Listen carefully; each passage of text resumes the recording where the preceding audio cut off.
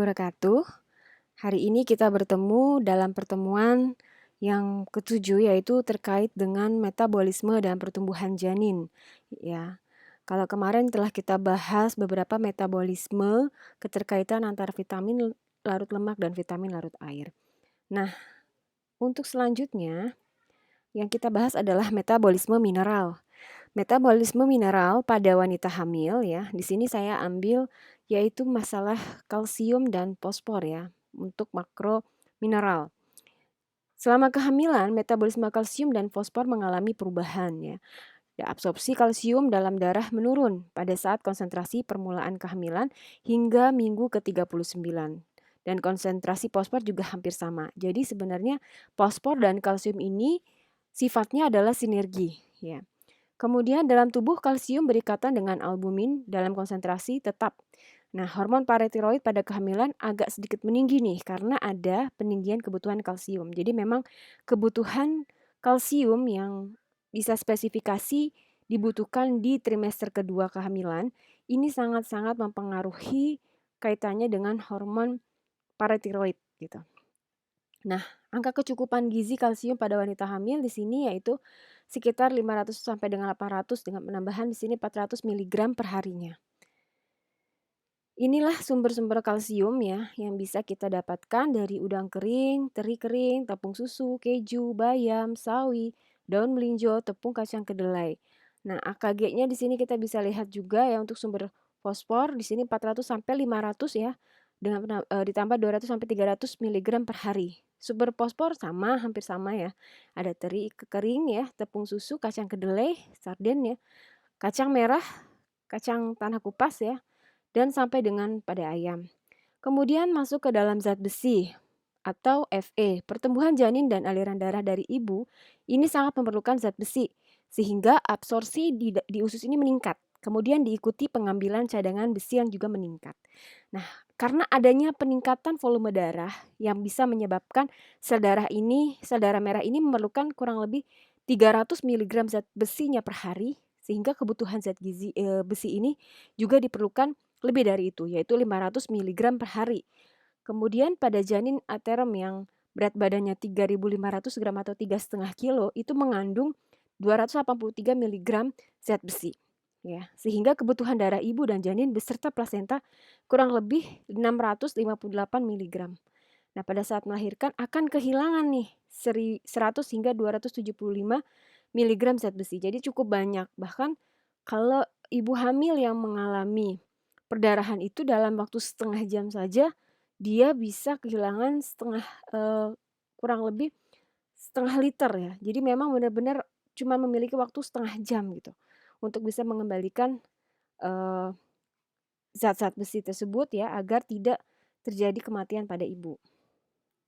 Jadi setelah melahirkan di sini masih sangat diperlukan penambahan zat besi ya. Kemudian di sini kita bisa lihat di Indonesia ya AKG-nya ibu hamil ya ada penambahan sekitar 20 mg per hari. Sumber zat besi ada di mana saja? Ada di tempe, kacang kedelai murni, kemudian kacang kedelai murni atau kering, kacang hijau, hati sapi ya, sampai dengan ada yang di sayuran yaitu di bayam, cukup banyak. Kemudian masuk ke zinc ya. Zinc di sini pada kehamilan zinc ini menurun ya, tetapi kebutuhannya meningkat karena zinc di sini berikatan dengan albumin ya, yang disertai dengan eee, albumin yang cukup ya. Asupannya harus cukup. Kemudian di sini juga kenapa sih zinc ini dibutuhkan ya? Karena selain dia untuk pertumbuhan, juga untuk sistem kekebalan. Sistem saraf pusat dan fungsi otak, kemudian dia membantu metabolisme vitamin A, penyembuhan luka dan ketajaman panca indera. Jadi sangat banyak sekali fungsi zinc di sini. Kebutuhannya yaitu menurut AKG 15 mg ditambah dengan 5 mg per hari. Ini sumbernya, kita bisa lihat. Kemudian kromium di sini pada kehamilan krom menurun pada awal kehamilan hingga trimester ya, dari 0,2 menjadi 0,16 ya, 0,16 mg ya per gramnya. Nah, kalau dalam darah wanita yang tidak hamil itu sekitar 300 ppb, tapi pada wanita hamil itu 117 ya. Jadi memang menurun. Nah, fungsinya untuk apa? Krom di sini membantu metabolisme karbohidrat dan lemak ya. Ini kebutuhannya. Kemudian ini adalah sumber-sumbernya ya. Dan kita tahu di sini pertumbuhan janin dan kebutuhan ini ya dalam kehidupan prenatal terbagi atas 2 bagian. Ada fase kita sebut embrionik ya dan fase janin. Ini kita lihat pertumbuhan fisik selama kehidupan prenatal ya, kalau dilihat di sini ada, kita bisa lihat penggunaannya dengan antropometri ya, bahwa perbedaan ukuran di tiap usia embrio. Jadi ada perubahan berat badan dalam kehamilan. Setiap usia kehamilan bertambah, maka dia harus bertambah juga nih berat badan janinnya. Jangan sampai dia dalam kondisi yang kurang atau tetap. Nah, ini idealnya adalah kurvanya seperti ini. Bertambahnya umur usia kehamilan, maka berat badan juga harus bertambah. Kemudian pengaruh kondisi ibu hamil saat ya sangat besar ya di sini. Ini biasanya di sini ada beberapa riset ya kaitannya dengan penghasilan yang rendah ya ketika melahirkan bayi. Di sini juga berat badannya rendah. Jadi ini bergantung dari sisi sosial ekonominya. Biasanya juga kelahiran anak pertama berat badannya kurang dibanding dengan anak-anak berikutnya, seperti itu. Nah, perubahan komposisi badan janin, terjadi penurunan cairan tumbuhan ya di sini, terjadi peninggian protein, kemudian lemak dan mineral. Nah, ini terjadi paling drastis pada kehamilan 5 minggu.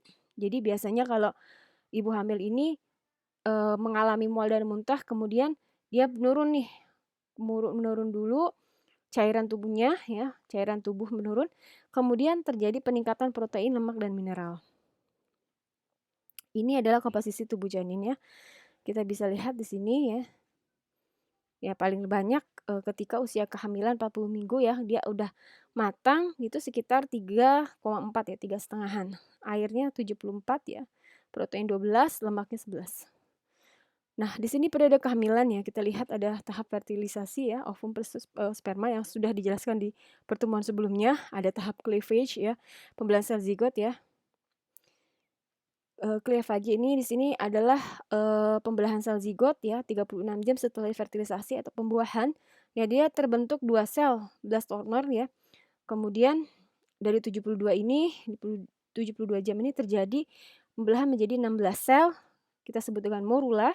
Kemudian 3-4 hari ini menjadi kurang lebih 100 sel, jadi blastosit. Nah ini di awal-awal pertemuan sebelumnya telah saya jelaskan. Nah, lanjut ke tabel selanjutnya. Di sini kita bisa lihat ya, secara normal embrionik ya dan pertumbuhan janin ya dan perkembangannya seperti apa di hari pertama, hari kedua, hingga di bulan-bulan ke-8 dan 9 atau trimester ketiga. Ini nanti bisa dilihat bahwa peningkatan berat badannya itu harus bisa mencukupi cadangan lemak ya, glikogen, iron ya, folat ya. Kemudian ada beberapa kebutuhan lainnya ya dia harus bisa tercukupi gitu. Kemudian ya, kita bisa lihat di sini fertilization atau pada saat pembuahan ya. Ini tadi sudah dijelaskan bagaimana kromosom itu membelah ya. Kemudian dari 23 combine for unique a new 46 pair ya di sini ya. Jadi kita bisa lihat di sini terjadi pembelahan 2 kali lipat seperti itu. Nah, stage dan time frame-nya seperti ini ya. Kita bisa lihat ada ovum, zigot, morula, blastosit, embrio, fetus. Jadi di sini bisa kelihatan dimulai dari yang ovum ya, kemudian dari zigot dia berupa zigot setelah terjadi pembuahan, morula, blastosit, embrio dan baru dalam bentuk fetus. Ini kita sebut implantation ya. Jadi implantation ini kita ada ectoderm, ada endoderm, ada mesoderm, amniotic cavity ya. Di sini ada bentuknya. Ini kalau dilihat di minggu awal ketika terjadi pembuahan gitu. Ini bentuknya seperti ini ya. Yang tadi ectoderm, mesoderm, ya endoderm. Endo dia udah lapisan yang paling dalam seperti itu. Pada fase embrionik ini juga telur mulai dibuahi sampai pembentukan organ pada kehamilan 9 minggu ya. Jadi sangat banyak membutuhkan oksigen dan nutrisi untuk pertumbuhan. Sehingga ibu di sini perlu menambah zat gizi ya.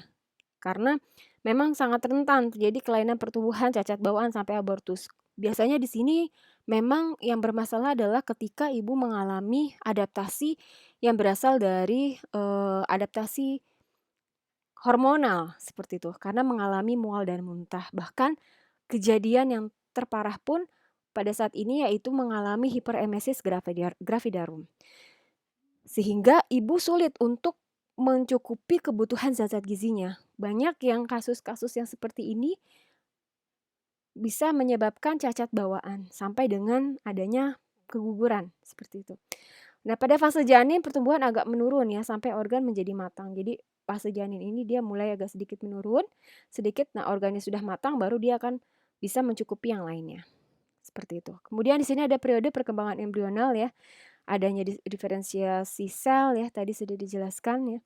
Kemudian tadi yang dikatakan ektodem itu bagian luar, endodem bagian dalam, mesodem ini mungkin bisa dilihat di kulit bagian tengah. Ini termasuk di dalamnya adalah tulang punggung, tulang rusuk, otot, tulang rangka leher. Jadi di sini pembentukan-pembentukan itu sudah dilakukan di minggu awal kehamilan gitu. Jadi sudah di minggu awal kehamilan dari bentuk-bentuk kulit bagian luar ini ektodem, endodem, mesodem ya. Jadi sehingga di sini yang di tengah-tengah ini adalah bentukan untuk kaki, ginjal ya, jantung dan pembuluh darah. Kemudian perkembangan embrional ini ya selama masa hamil kadar estrogen progesteron di dalam darah terus meningkat sehingga merangsang pertumbuhan dan diferensiasi kelenjar payudara dan siap untuk proses laktasi. Jadi selain dia mempersiapkan pertumbuhan janin juga si ibu ini juga mempersiapkan untuk laktasi, proses laktasi saat menyusui sehingga ada hormonal yang berperan di sini dalam proses persiapan di kelenjar payudara ya. Ini bisa dilihat janin ya tumbuh ya sepanjang 22, kemudian kurang dari 1 inci, kemudian dia menjadi janin dengan panjang 360. Ini cukup sangat signifikan perkembangannya. Kemudian periode perkembangan fetus ini yang dikatakan matang atau tepat waktu lahirnya yaitu pada 38 minggu kehamilan karena di 38 minggu usia kehamilan ini organ-organ sudah cukup matang dan siap untuk si janin ini dilahirkan menjadi seorang bayi, seperti itu. Nah, ini adalah yang normalnya ya. Kemudian pesat terjadi pada 8 minggu ya, satu sel menjadi ini ya, menjadi embrio. Kemudian 38 minggu satu sel menjadi janin. Ini 38 sampai 40 minggu ini adalah masa yang matang seperti itu untuk dilahirkan. Ya, kira-kira itu yang dapat saya sampaikan pada pertemuan ini. Kurang lebihnya mohon maaf. Wabillahi taufiq wal hidayah. Wassalamualaikum warahmatullahi wabarakatuh.